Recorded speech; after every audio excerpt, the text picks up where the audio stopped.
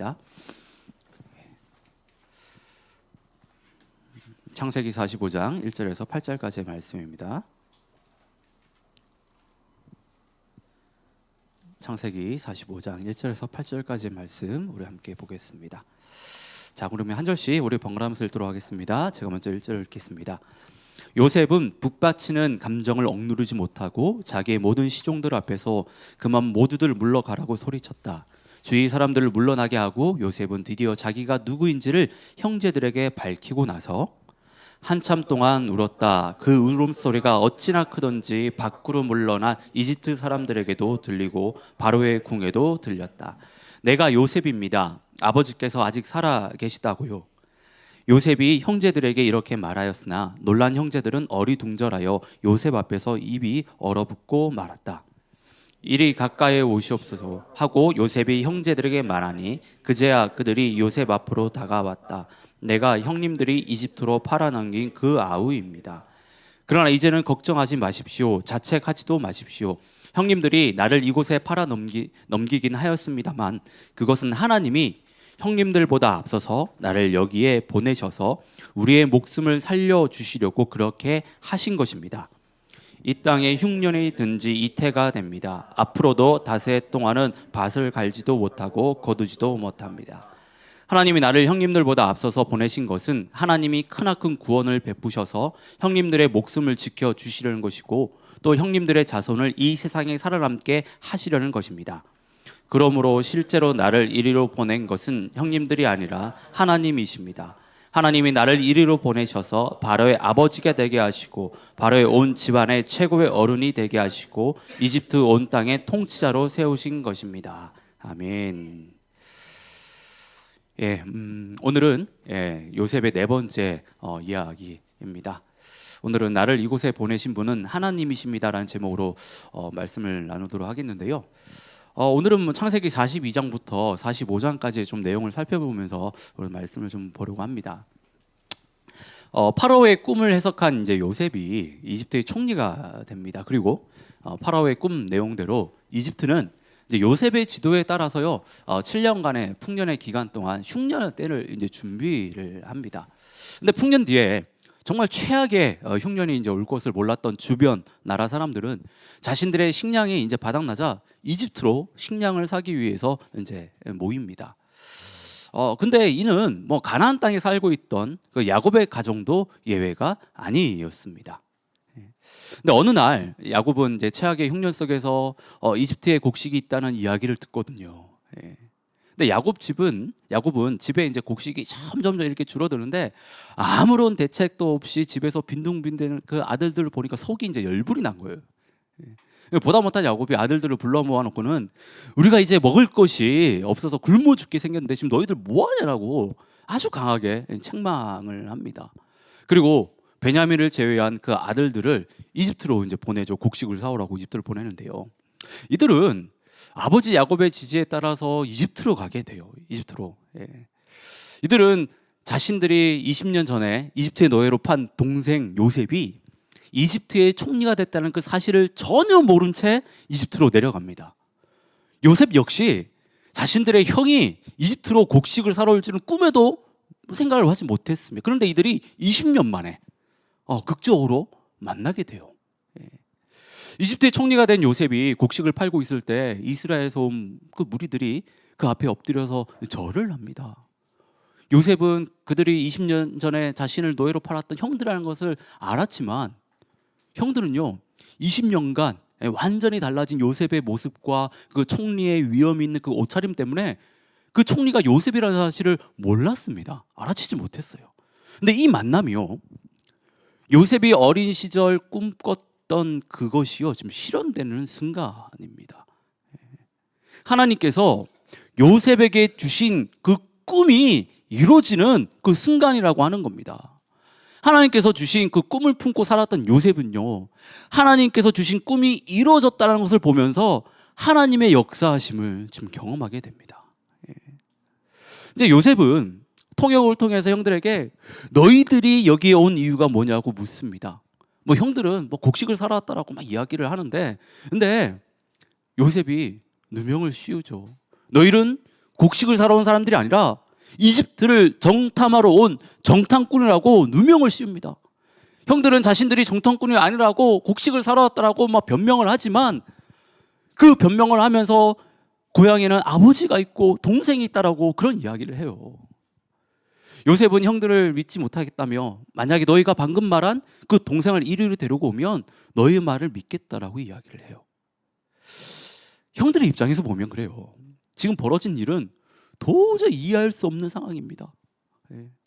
그러나 그들은 자신들이 20년 전 요셉을 이집트 노예로 판 그 죄에 대한 벌을 받고 있다고 생각을 했어요. 비록 정확한 이유는 모르겠지만 이 모든 일이 과거에 자신들이 저지른 그 잘못 때문에 일어난 일이라고 그렇게 자책을 합니다. 시몬을 제외한 형들은 고향으로 돌아가서요, 자신들이 이집트에서 겪었던 일들을 야곱에게 이제 상세히 이야기를 하는데, 그들은 이집트 총리가 자신들을 정탐꾼을 의심했으며 그 의심을 풀기 위해서는 베냐민을 데려가야 한다라고 이야기를 합니다. 그래야지만 지금 이집트에 잡혀있는 시몬을 데리고 올 수 있다라고 그렇게 야곱을 설득을 해요. 근데 야곱은요, 분노합니다. 그 이야기를 듣고 분노해요. 왜 자신과 베냐민에 대한 그 이야기를 이집트 총리에게 했냐며 그래 분노합니다. 야곱은 요셉을 잃은 그 고통 속에 베냐민마저 잃을까봐 많은 걱정이 됐어요.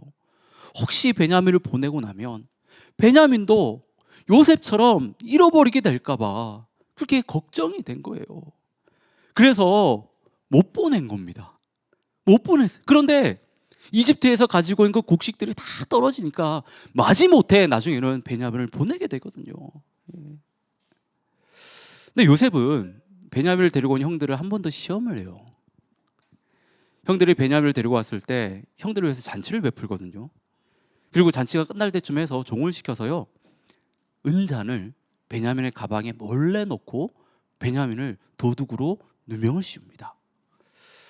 요셉은 처음에 형들을 이집트에 정탐하러 온 정탐꾼으로 누명을 씌웠고 이제는 도둑으로 이제 누명을 씌웁니다.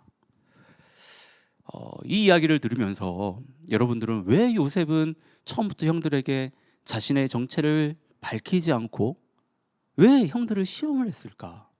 이런 의문이 드시는 분들이 계실 겁니다.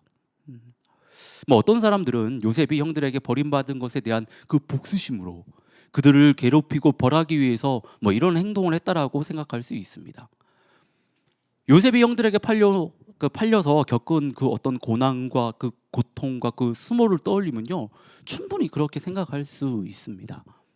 그런데 지금 요셉이 누구입니까? 이집트 총리예요. 만약에 요셉이 복수가 목적이었다라고 한다면요, 그는 그가 가지고 있는 그 막강한 권력을 사용해서 형들에게 훨씬 더 큰 벌을 가할 수 있었습니다. 자신이 겪었던 그 고난과 그 고통을요, 그 십몇 년 동안 겪었던 그 고난과 고통을 압축해가지고 한 방에 다 갚아줄 수 있었습니다. 그런데 요셉은요, 그렇게 하지 않고 오히려 형들을 시험하고 누명을 씌웁니다. 이는 요셉이 단순한 복수를 넘어서 다른 의도가 있다는 것을 저희가 알 수가 있어요. 근데 여러분, 우리가 먼저 좀 확실하게 좀 짚고 넘어가야 되는 것이 있는데, 그것은 요셉은 이미 형들을 용서했다라고 하는 거예요. 요셉은 형들을 보기 전에 이미 마음으로 형들을 진정으로 용서를 했습니다. 요셉이 총리가 되고 난 이후에 파라오 왕이 요셉에게 제사장의 딸 아스낫을 아내로 주거든요. 그러니까 그와 결혼해서 이제 두 아들을 낳는데, 첫째 아들이 므낫세고 둘째 아들이요 에브라임입니다. 첫째 아들 그 므낫세의 이름을 보면 이렇습니다. 창세기 45장 51절을 보면 요셉은 하나님이 나의 온갖 고난과 아버지 집 생각을 다 잊어버리게 하셨다 하면서 맏아들의 이름을 므낫세라고 지었다. 그러니까 이는 요셉의 신앙 고백이에요. 요셉은 그동안 겪었던 모든 어려움과 고난을 하나님의 은혜로 인해서 마음속에서 완전히 다 잊어버렸다는 뜻입니다. 또한 자신의 노예로 판 그 형들에 대한 그 원망과 그 아픔도 하나님께서 다 씻어주셨다라고 지금 이 말씀이 이야기를 하는 거예요. 그러니까 요셉이 첫째 아들의 이름을 이렇게 므낫세라고 지은 것은 그의 아들의 이름을 부를 때마다 하나님이 나를 모든 고난과 형들의 어떤 잘못에서 있게 해주신 그 은혜를 계속해서 생각하기 위함입니다. 그러니까 이를 보면 요셉은 이미 형들을 만나기 전에 형들을 마음으로 용서했다는 것을 우리가 알 수가 있어요. 그럼 왜 요셉이 형들을 시험을 했을까요? 요셉이 형들을 속이고 시험한 목적은 분명히 있습니다. 바로 변화를 확인하기 위하여. 변화. 요셉은 자신을 이집트 노예로 팔았던 형들이 그 후에 얼마나 달라졌는지를 알고 싶었어요. 형들이 얼마나 변화됐는지를 알고 싶었습니다. 요셉의 관점에서는 형들에게 필요한 것은요, 단순한 용서를 구하는 것이 아니라 그들의 내면이 실제로 달라지는 것이 확인하는 것이 너무 중요했습니다. 이런 마음은요, 하나님과도 일치하는 거예요. 하나님은 형제들이 요셉에게 용서받기 전에 먼저 변화되기를 원하셨다라고 하는 거예요. 이제 하나님께서는 이들을 사용하십니다. 이스라엘을 구원하기 위하여서 하나님께서 거룩한 공동체를 만드시는데 그 공동체가 12지파잖아요. 이 형제들을 사용하시는 거예요. 그러니까 이들이 변화되지 않고는 이후에 하나님께서 이루실 그 구원의 역사들을 감당하지 못하기 때문에 하나님께서는 반드시 이것을 확인해야 됐다라고 하는 겁니다. 어떤 분이 진정한 용서가 뭐냐는 이 질문에 이런 대답을 했습니다. 진정한 용서는 단순히 그 사람의 잘못을 덮어주거나 그 사람에 대한 안 좋은 감정이나 생각을 버리는 것만이 아니라 그 사람이 진짜로 변화될 수 있도록 다시는 그런 잘못을 저지르지 않게 도와주는 거다. 이게 진정한 용서라고 하는 거예요. 그래서 어떻게 보면 우리가 진짜 용서하는 것이 참 어렵고 힘든지 모르겠습니다. 근데 지금 요셉은 이걸 실천하고 있거든요. 요셉은 이미 형들을 만나기도 전에 마음속으로 형들을 용서했습니다. 근데 요셉은 거기서 멈추지 않고 형들이 진짜 변화되길 바라는 그 마음에서 형들을 시험하는 거예요. 요셉이 내린 시험에 대해 형들이 그 시험을 풀어가는데 그 과정 속에서요, 형들의 변화를 느낄 수가 있었다고 하는 거예요. 요셉이 베냐민 가방에 은잔을 몰래 넣고 도둑으로 누명을 씌우자 어떻게 해요? 형들이 일제히 나서서요, 자신들의 그 결백을 주장합니다. 그리고 이들이 하는 말이 자신들이 모두 책임을 지겠다라고 해요. 그러니까 이전과는 다른 모습을 보인다라고 하는 겁니다.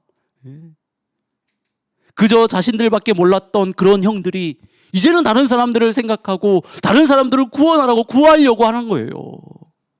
특별히 이 가운데 유다가 보이는 행동은요, 이 가정 안에 하나님의 그 은혜와 그 희망이 싹트고 있음을 느낄 수가 있어요.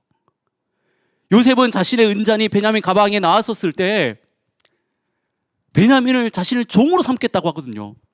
이때 유다가 베냐민을 대신해서 내가 종이 되겠다라고 이야기를 합니다. 베냐민을 대신해서 자기가 이제 벌을 뺏겠다고 이야기를 합니다. 그러니까 유다의 이 모습 앞에서 오늘 저희가 읽은 본문에서 보는 것처럼 그 요셉이 형들의 변화된 그 모습 가운데 감정을 억제하지 못하고요, 울면서 형들에게 이제 자신이 누구인지를 이야기하는 거예요. 자, 그러면 제가 여러분들에게 좀 질문을 하나 좀 드리겠는데, 요셉은 어떻게 형들을 이렇게 용서할 수 있었을까요? 한번 여러분 생각해 보십시오. 요셉은 어떻게 해서 형들을 용서할 수 있었을까?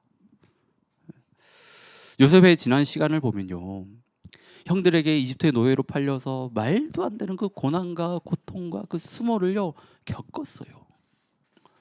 지난 시간을 생각해 볼 때 얼마든지 형들을 원망할 수 있었고 복수의 화신이 돼서요, 자신이 가진 그 권력들을 다 이용해가지고 형들에게 복수할 수 있었습니다. 제가 만약에 요셉이었으면 저는 형들을 원망하면서 한번 형들도 당해보라고 그렇게 했을 것 같아요. 근데 요셉은 그렇게 하지 않거든요. 요셉은 형들을 용서합니다. 여러분, 어떻게 요셉이 형들을 용서할 수 있었을까요? 여러분, 한번 생각해 보십시오. 그 본문의 해답이요, 오늘 5절에 나와 있는데 5절 말씀입니다. 그러나 이제는 걱정하지 마십시오. 자책하지도 마십시오. 형님들이 나를 이곳에 팔아 넘기긴 하였습니다만 그것은 하나님이 형님들보다 앞서서 나를 여기에 보내셔서 우리의 목숨을 살려주시려고 그렇게 하신 것입니다. 그러니까 형들은요, 자신들이 노예로 판 그 동생 요셉이 이집트 총리라는 사실을 그 안 순간 얼음이 됐을 거예요. 그리고 너무 놀라서 뭐라고 말을 잇지 못했을 겁니다. 그런데 요셉이 나서서 형들에게 자신을 노예로 팔아 넘긴 것에 대해서 걱정하지도 말라고, 자책하지도 말라고 이야기하면서 하나님께서 나를 여기로 보내셨다라고 이야기를 해요. 하나님께서 자신의 뜻과 계획 가운데 우리 가족을 살리기 위해서 자신을 먼저 이곳에 보내셨다라고 하는 겁니다. 여러분, 하나님께서 나를 여기로 보냈다라는 그 이 말은요, 오늘 본문에서 3번 나오거든요. 3번.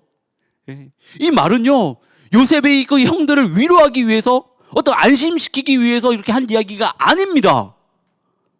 하나님께서 나를 여기로 보냈다는 것은 요셉의 신앙 고백이에요. 이 신앙 고백이 있었기 때문에 요셉은 형들을요, 진정으로 용서할 수 있었다고 하는 거예요. 여러분, 우리도 요셉과 같이 하나님께서 나를 여기로 보내셨다는 이것을요, 이 고백을요, 믿음으로 할 수 있어야 됩니다.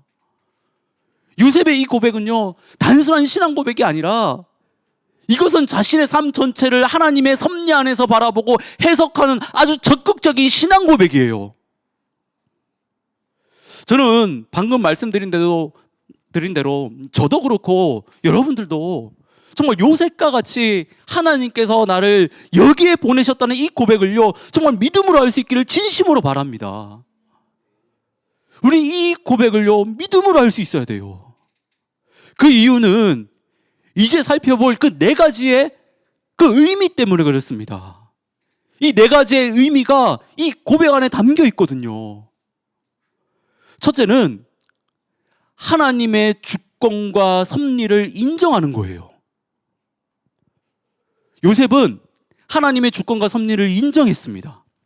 5절을 보면 요셉은 분명하게 말합니다. 형들이 자신을 팔았다고요.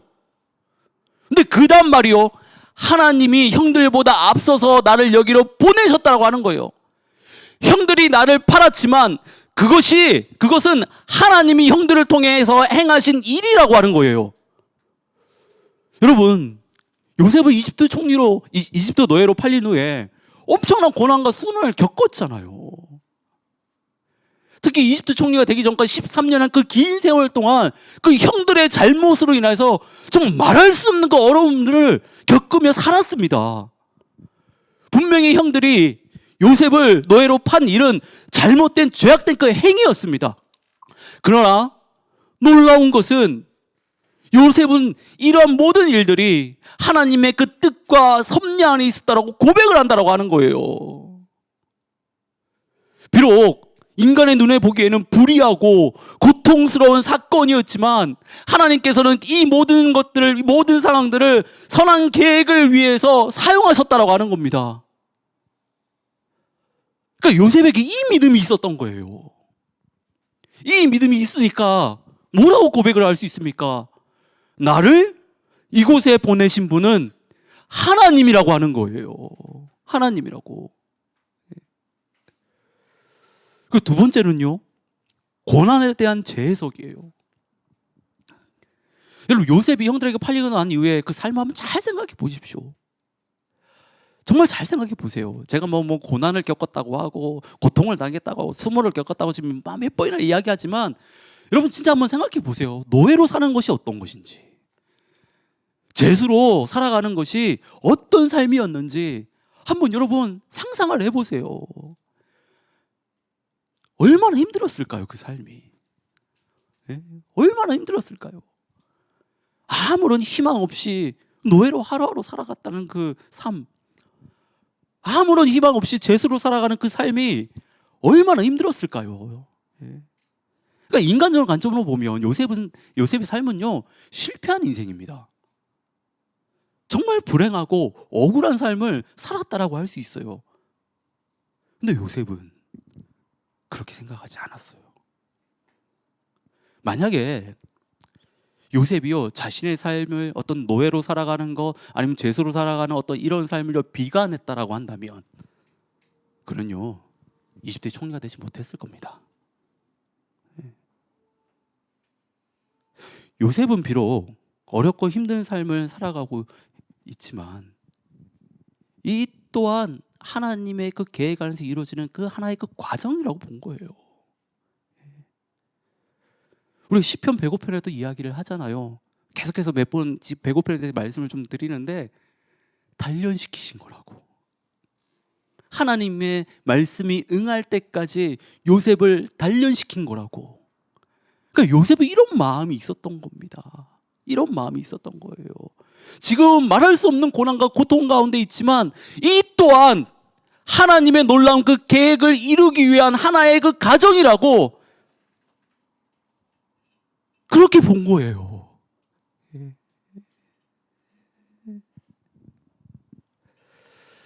자, 그리고 세 번째는 진정한 용서입니다. 앞에서 이야기했듯이 요셉은요, 형들을 진정으로 용서했거든요. 분명히 형들을 용서하는 것이 쉽지 않았을 거예요. 형들이 자신에게 저질렀던 일들을 생각해 보면 형들을 용서하는 것이 정말 어려웠을 겁니다. 그런데 요셉이 형들을 용서할 수 있었던 것은, 요셉은 자신의 인생이 하나님의 그 계획 안에 있고 그 계획대로 모든 일들이 진행되고 있다는 사실을 알았기 때문입니다. 심지어 자신에게 끔찍한 일을 저지른 형들의 악한 행동 그조차도 하나님께서는 자신의 계획을 이루기 위해서 선하게 사용하신다는 것을 믿었기 때문에 형들을 용서할 수 있었던 거예요. 하나님께서 그렇게 사용하셨다는 것을 알았기 때문에, 하나님의 뜻을 이루려고 형들을 사용했다는 걸 알았기 때문에 자신에게 말도 안 되는 일을 저질렀지만 용서했다라고 하는 겁니다. 마지막으로 나를 이곳에 보내신 분은 하나님이란 그 고백의 의미는요, 지금 이 일을 이루신 분은 하나님이라고 합니다. 지금 이 일을 이루신 분은 하나님이라고 합니다. 요셉은 파라오의 꿈을 해석해주고 하나님의 은혜로 이집트 총리가 됐습니다. 그러니까 죄수였던 히브리 청년이 하루아침에 이집트 총리가 됐어요. 요셉은 자신이 이집트 총리가 된 사실에 대해서 자신의 어떤 능력이나 자신의 노력이 아닌 하나님의 은혜로 됐다는 사실을 누구보다 잘 알았어요. 하나님의 선한 그 계획과 뜻 가운데 자신이 이집트 총리가 됐다는 그 사실을 알았다라고 하는 거예요. 그래서 형들에게 이야기하는 겁니다. 나를 이곳에 보내신 분은 하나님이라고. 지금 내가 총리가 된 것은 하나님께서 하신 일이라고.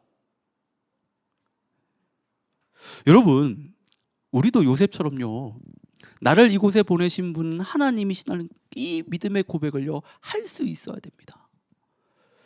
여러분들이 지금 살아가고 있는 삶의 그 현장, 학교, 직장, 가정, 교회, 그 자리에 여러분들을 보내신 분은요, 여러분 하나님이세요. 여러분 그렇게 고백하실 수 있으시겠습니까? 우리가 이 믿음을 가지고 살아가야 돼요. 이 믿음을 가지고. 여러분 한번 생각해 보십시오. 하나님께서 나를 지금 일하는 그 직장에, 내가 공부하는 그 학교에, 내가 신앙생활하고 있는 이 교회에, 그리고 내가 지금 발을 딛고 살아가고 있는 이 밴쿠버에 보내셨다는 믿음을 가지면요, 그곳에서 생활할 때 그 마음가짐이 달라집니다. 그 안에서 주어진 일들에 대해서 우리는 최선을 다하지 않을 수 없습니다. 그 안에서 생기는 문제나 어려운 일들에 대해서 바라보는 시선이 달라지고 그 일을 대하고 해석하는 것이 다 달라져요. 요셉을 생각해 보십시오. 그가 노예로 팔리고 나서 보디발의 집에서요, 그리고 감옥에서 어떤 삶을 살았는지 생각해 보세요. 요셉이 노예였지만, 죄수였지만 그러나 꿈을 놓치지 않고 소망 가운데 인내하며 주어질 일들을 최선을 다해서 감당할 수 있었습니다. 그것은요, 자신을 그곳에 보내신 분이 바로 하나님이라는 그 사실을 알았기 때문에, 그것을 믿었기 때문이에요. 우리도 이 믿음을 가지고 살아가야 됩니다. 이 믿음을 가지고 살아가야 돼요. 제가 요셉을 묵상하면서 깨달은 점은 그래요. 그가 처음부터 이런 믿음을 가지고 살았던 것은 아니라고 하는 겁니다. 요셉이 나를 보내신 분이 하나님이십니다라는 그 믿음의 고백을 할 수 있던 그 이유는요, 오랜 시간 동안 자신의 삶 속에서 실제로 역사하시고 인도하신 그 하나님을요, 끊임없이 경험했기 때문이에요. 그 하나님을 경험하면서 그의 믿음이 굳건하게 세워지고, 그 하나님을 경험하면서 그의 믿음이 더욱더 깊어진 것입니다. 그리고 그의 믿음은요, 삶의 고난마저 하나님의 섭리 안에서 이루어지고 있다라고 확신할 수 있었던 겁니다. 요셉은 이집트 보디발의 집에 노예로 팔려갔지만 그곳에서 하나님의 기적과 같은 은혜로 가정총무가 됐어요. 히브리 소년이 당시 막강한 권력을 가진 친위 대장 집에 가정총무가 된 것은요, 여러분, 흔한 일이 아니에요. 이건 기적이에요, 기적. 요셉이 가정총무가 됐다라고 했었을 때 저는 요셉도 놀랬을 거예요. 내가 정말로? 그리고 요셉이 하는 모든 일마다 하나님께서 은혜를 베푸셔서 모든 것이 다 잘 되게 하세요. 또한 요셉이 감옥에 갇혔을 때 하나님은 여전히 그의 삶 가운데 형통하게 하셨습니다. 감옥이라는 그 어려운 상황 속에서도 하나님께서 요셉과 함께 하시면서요, 그의 삶을 정말 복되게 하셨어요. 이러한 경험들을 통해 요셉은 자신의 삶에 실제로 역사하시는 그 하나님을 깊이 체험할 수 있었다고 하는 거예요. 그 경험들이 쌓이니까 나를 이곳에 보내신 분은 하나님입니다 라고 고백할 수 있었던 겁니다. 여러분, 우리도 그래요. 우리 역시 삶 속에서요, 하나님께서 실제로 역사하시는 그 경험을 정말 풍성히 할 수 있어야 됩니다. 단순히 추상적이거나 아니면 종교적인 의례나 예배 가운데 반복대로 외쳐지는 그 하나님이 아니라 지금 이 순간 나의 삶에 실제로 일하시고 역사하시고 인도하시는 그 하나님을 우리가 뜨겁게 경험할 수 있어야 돼요. 이 경험이 쌓여야 됩니다. 이 경험이 쌓여야 돼요. 그래야지만 우리가 그 하나님을 믿고 우리도 요셉과 똑같이 나를 이곳에 보내신 분은 하나님입니다라고 고백할 수 있습니다.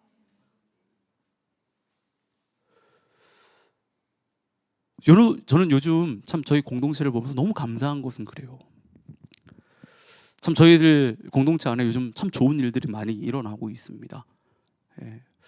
모르겠어요. 지난주부터 지지난주도 그렇고 하나님의 형통에 대해서 저게 설교하고 말씀을 나눠서 그런지 모르겠는데 좀 많은 좋은 일들이 지금 계속해서 일어나고 있습니다. 저는 그것을 보면서 하나님을 경험하고 있습니다. 하나님께서 실제로 우리 삶 가운데 이렇게 역사하시는구나. 이렇게 지금 일하고 계시는구나. 이걸요, 너무나도 많이 경험하고 있습니다. 여러분, 이런 경험이 저만 경험해서는 안 돼요, 여러분. 여러분, 눈을 들어 보십시오. 하나님의 일하심을 보세요. 지금 지체들 가운데 일어나는 하나님의 놀라운 그 일하심을 여러분 보세요. 그리고 하나님을 만나십시오, 그 안에서. 예. 그것이 여러분 가운데 쌓여야 돼요. 그 경험들이 정말 여러분 신앙 가운데 많이 쌓여야지만이 우리도 요셉처럼 나를 이곳에 보내신 분은 하나님입니다라고 고백을 할 수 있습니다. 예. 여러분, 오늘 우리가 살펴본 이 요셉의 이야기는요, 단순한 과거의 한 인물의 삶이 아니에요. 지금 이 순간 우리 각자의 인생에도 적용되는 말씀입니다. 요셉이 겪은 그 모든 고난과 시험 속에서 그를 지키고 이끈 분은요, 바로 하나님이셨습니다. 그리고 요셉은 그 하나님이 자신의 삶의 모든 순간을 주관하고 계심을 확신하며 나를 이곳에 보내신 분은 하나님이십니다라고 고백을 할 수 있었던 거예요. 우리도 마찬가지거든요. 지금 여러분이 서 있는 그 자리, 여러분들이 일하고 있는 그 현장, 공부하고 있는 바로 그 학교, 가족과 함께 하는 그 가정, 지체들과 함께 신앙생활하는 바로 이 교회, 그리고 지금 우리가 발을 딛고 살아가는 바로 이곳 밴쿠버, 이곳에 여러분들을 보내신 분은 하나님이세요. 하나님. 여러분, 이 사실을 잊어버리면 안 됩니다. 나를 그곳에 보내신 분, 그분은 바로 하나님이라는 사실을 우리는 반드시 기억할 수 있어야 됩니다. 이 믿음을 붙들고 우리가 살아갈 때 우리는요, 그 안에서 어떤 어려움이 있더라도, 앞이 전혀 보이지 않는 어떤 상황 속에서도 하나님께서 함께 하시며 하나님께서 우리의 삶을 이끌어 가신다라고 하는 그런 믿음과 그 소망 가운데 우리가 정말 담대하게 우리가 살아갈 수 있습니다. 여러분, 이 시간 여러분들 앞에 좀 도전을 하는데요, 오늘 이 순간부터 여러분 자신과 여러분들의 삶을 둘러싼 모든 환경 속에서 나를 이곳에 보내신 분은 하나님이십니다 라는 이 믿음의 고백을 다 선포할 수 있기를 진심으로 바랍니다. 그 믿음이 바로 그 현장에서 여러분들에게 소망을 가져다 줄 것이고, 이 믿음이 여러분을 굳세게 할 것입니다. 이 믿음이 여러분들의 삶을 최선을 다해서 살아가게 만들 것입니다. 여러분, 선포하십시오. 가정에서, 직장에서, 학교에서, 교회에서 나를 이곳에 보내신 분은 하나님입니다라고. 특히 어렵고 힘든 상황을 마주할 때마다 고백하십시오. 나를 이곳에 보내신 분은 하나님이라고.